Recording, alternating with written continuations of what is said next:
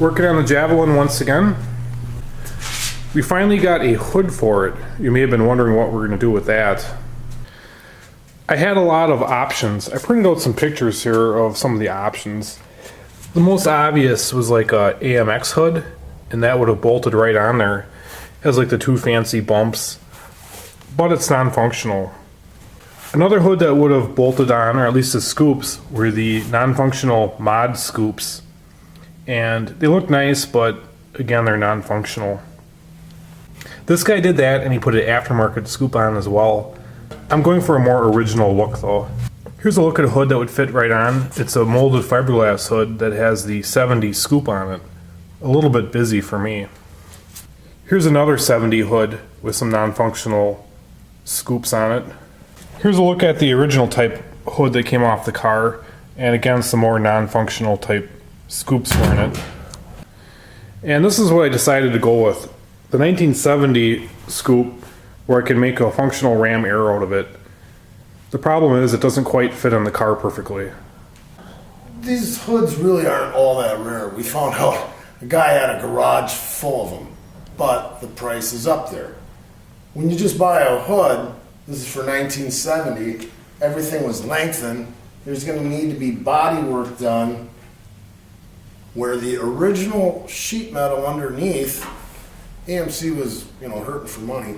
The dies that stamp these things out, they aren't going to go retool everything just to make one little modification. So the bottom skin is still the same as what the 68 would have, but on the 70, they had fenders that were longer and they came to this edge. We're going to have to cut that, and then it has to be wide enough. This is thin. This one has chrome trim, so it has to be the same thickness on this face. I have chrome. There's a lot of items that go along with the scoop. Just like if you buy a Trans Am or any other Mopar with a hood scoop, by the time you buy the air cleaner and all the plastic or sheet metal that feeds the air to the carburetor, price gets really up there. But he's found a place where a guy sells fiberglass and reproduction type. But these things right here, that's the most expensive part. Probably gonna just go with homemade parts made out of aluminum and buff them out. It'll look almost like factory. There is some other things. The guy ended up putting hood pins in here. We're gonna have to fix that. And there's a little kink, a little dinger. But we got some solid metal. Usually when you find these things, if it's a Mach 1 or it's an AMX or any of the vehicles like 68 through 70, bumpers hard. I mean, this one actually has the nose further out than the bumper. So every time you hit something, the nose always got rolled over. And then they'd crack right here. And then water always sat in the front leading edge because it rolls down. So most hoods that you find that are old are usually rusty all underneath here. And you'll lift them up and you'll hear all this rust rattling in between the two layers of sheet metal. So if you can buy some good metal, I mean, this is all solid. I know my cousins, you lift that up and you can hear rust rattling between the two pieces of sheet metal. And then we're going to have our work cut out for us, but when the thing is finally all done, and some guys have the center area like a different color or whatever, this will give it a more aggressive look to it instead of just looking like a regular everyday Javelin. You can see the headliner's out. Pretty much everything's snowballed with this carpeting, and this is turning into a bit of a restoration. All the welding's done on the floors now, and the floor has been primed. And along with the rip that was here, there was a rip on the other side. So those are welded up. Might be hard to see, but these wheel wells were stitch welded in here. And the front driver's corner was also stitch welded like the passenger side. Kind of hard to see, but the bottom of the roof had a bunch of adhesive on it, some surface rust. So that was all wire wheeled, primered, and painted. Second coat's gonna go on right now. We're gonna get the first coat on this floor. The windshield channel was cleaned up and primered with an etch primer. That's what the window guy asked for. And we're gonna just paint this outside edge with a rally green to try to match the paint until we get the final paint job on the car. So here's the leading edge on the 68-69 hood, and the chrome bolted through the front. You can see how wide that is there. And the skin on the bottom was also drilled for those holes. Now we're looking at this 70 hood, and you can see it's got those holes drilled on the underside like the 68-9. The same distance from here to here. Right, the latch is going to work in the same location. So it's just a matter of doing a trim job on the front to make it fit the car. And this car is a little bit shorter fender extension than the 70. This was the inspiration for this. We're actually looking at an AMX here, but this is either a 68 or 69 AMX where this guy did this. And he had posted on the AMC forum that you just had to inspect under the 70 hood to see where to trim. And sure enough, he was correct.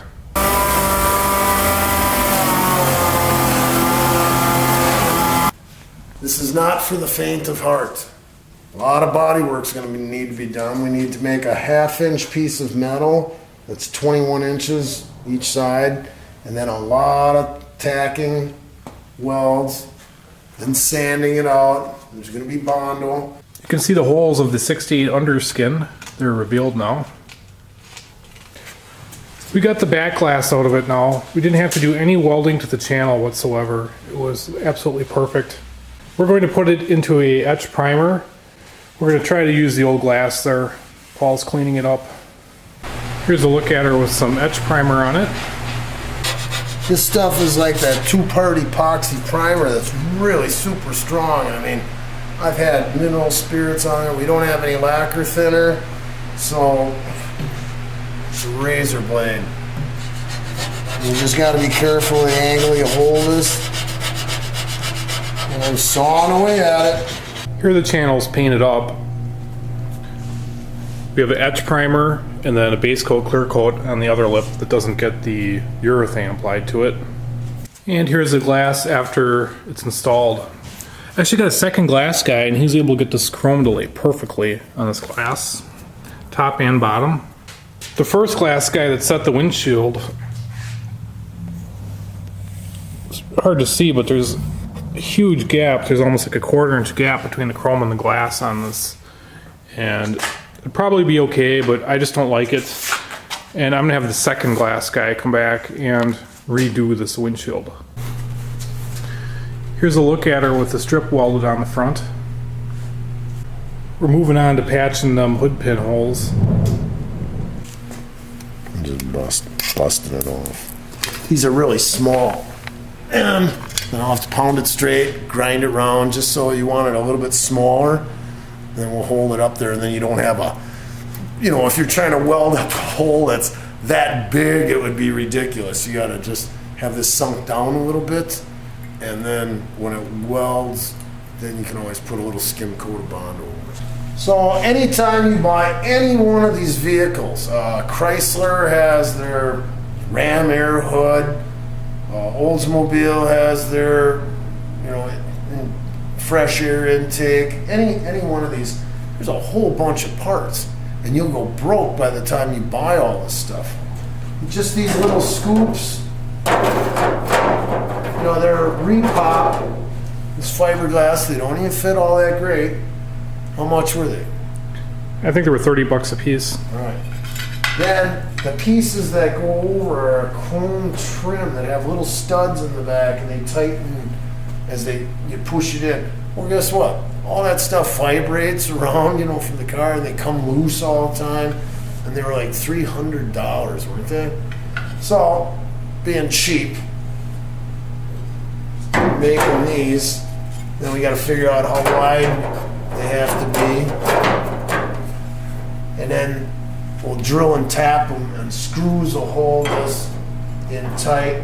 By the time you end up doing it, it's only about this much of the metal, and you gotta polish everything. It's got to be bowed to fit. A lot of work, and some people would say, why don't you just go buy the originals? Well, after a while, it just gets sickening stuffing more and more money into a car. You try to save money where you can.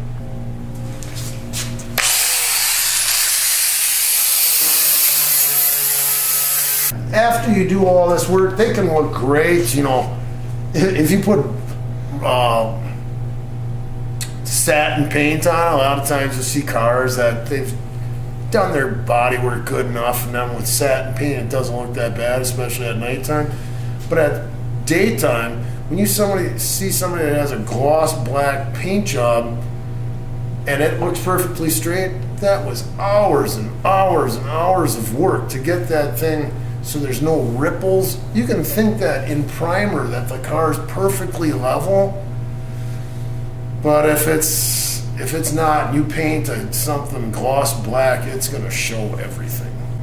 When we end up doing this, you always have to put a skim coat of Bondo on.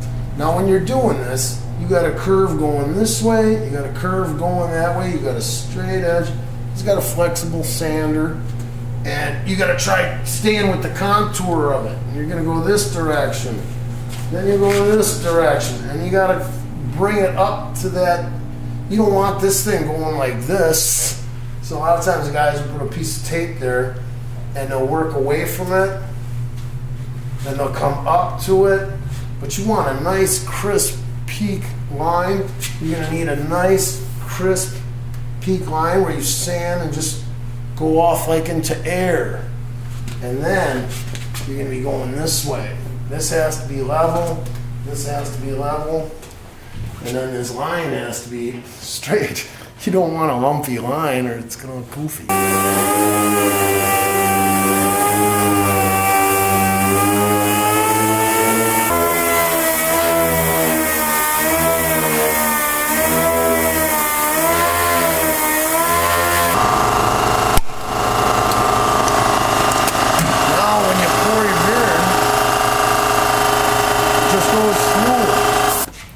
Anytime you're going to be mixing Bondo, when you get sheet metal, there's a coating of oil on it.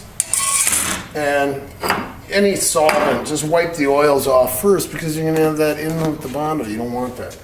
And a lot of guys will mix, they'll just take a cardboard box. They lay cardboard and they can just throw it away.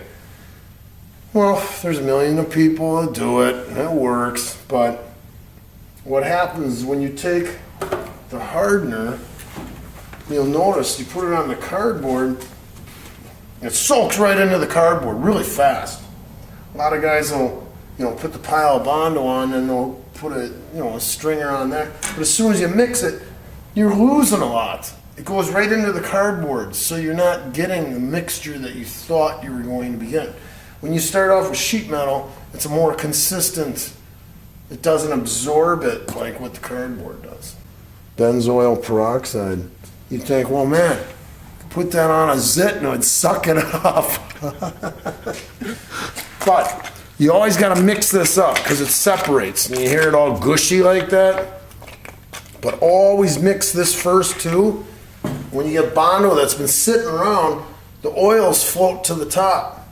You got to keep stirring that, mixing it all up before you do this stuff. If you just took a blob of that and it was separated and then you just took this and all the water came up, it wouldn't work as good.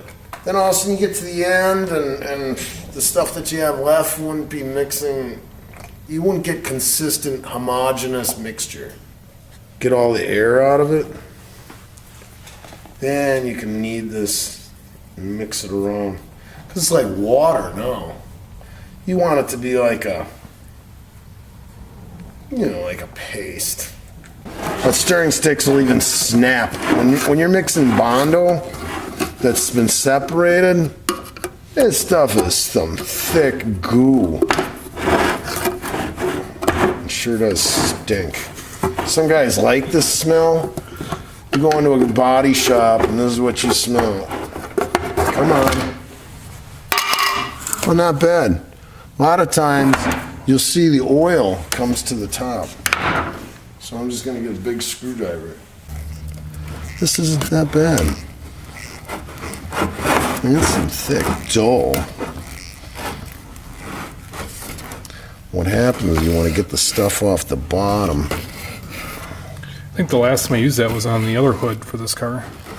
So it hasn't sat that long. Like a year, probably. Really? That was a year ago? I'm surprised people haven't given up on us and quit watching these things. We sure are slow. If we were Chip Foose, we would have had this done in 7 days. Usually, they say a golf ball size at a time is worth working on. What we want is enough to do this and this. And maybe a skim across there. Usually when you got a blob like that, you do an equal length stripe. Oh, well, see, I came out so wet. Now, my estimation, that would be it. This isn't like normal. Usually you'd cut, a worm would come out. It's still like the runs. Just keep spreading it. And if you get to mix it, you stretch it out like that. You don't want to have a blob of just white stuff that never hardens. So after you think you got it, I don't want to drag it too hard because we have stuff on there. Get it all. And spread it again. This, you got like 5 minutes.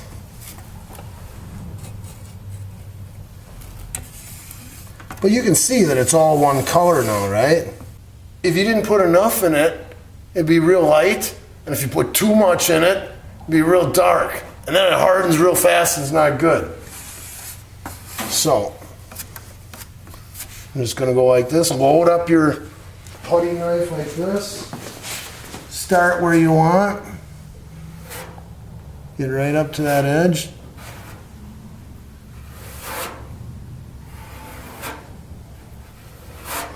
Go over a couple times. Try to get up there. Okay. Don't play with it too many times.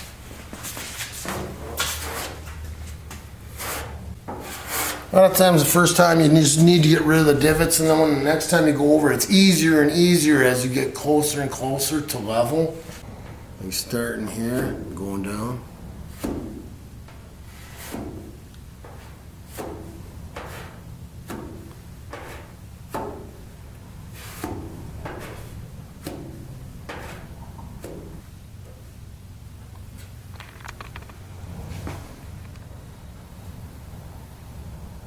Now, as you come toward the curve, you're going to contour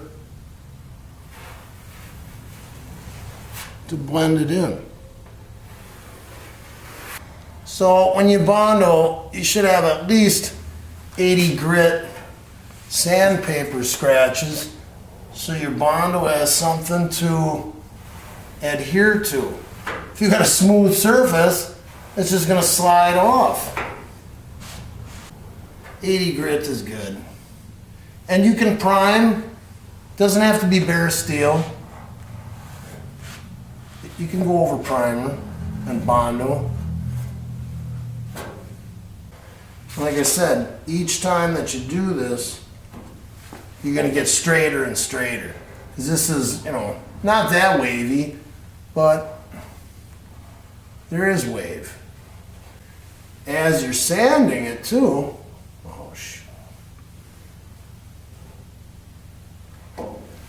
you'll see the low spots and the high spots, and then you'll know, oh shoot, I went too far. All I can say is that practice makes perfect, and you're going to make a lot of them work. This gets away on you, and all of a sudden you got a bunch of wasted Bondo. When you do this, and you get to a certain hardness, see, I can still stick my thumbnail in here. So it's adhered, but when you got this stuff, you'd have to sit there and sand to get it down to the edge. It just loads up the sandpaper.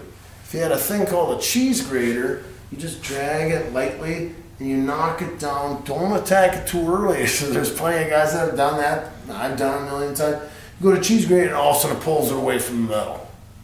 So you gotta be able to know, just like a concrete guy knows when to start edging his joints and stuff, you'll get used to using the Bondo and when you can start playing with it.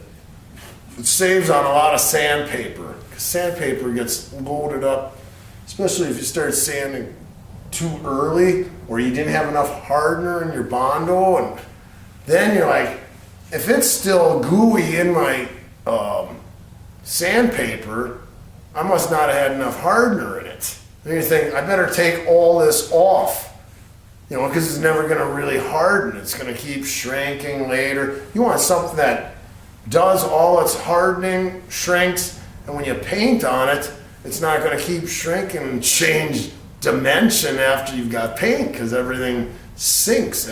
When it's out at a car show and you're out in the hot sun, you got a car like that that's all black, it gets hotter than heck. And within years, you can do the best body work you want. And you're going to see where that body work was done, because everything with chemicals in it shrinks. You want to have a little there, and I wanted to make that leading edge, it's going to be with Bondo. So be a straight line, and it's got to be real thin. You don't want too thick a Bondo and slam the hood and have a part of your car fall on the ground at a car show.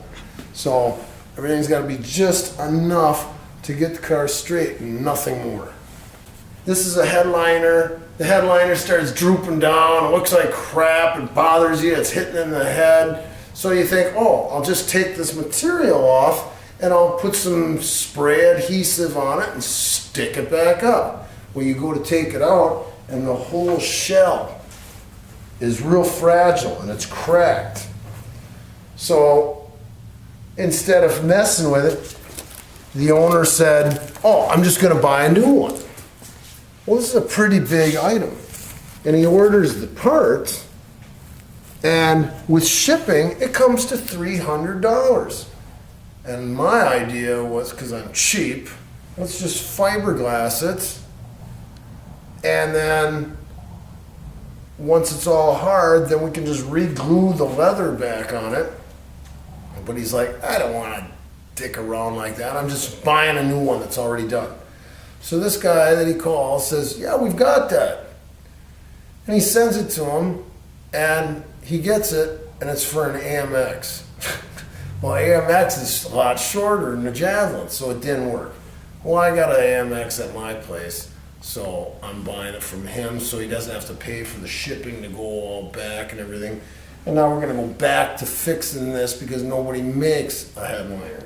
So when you see this, think of, it holds the shape of the roof, and it's made out of fiberglass already.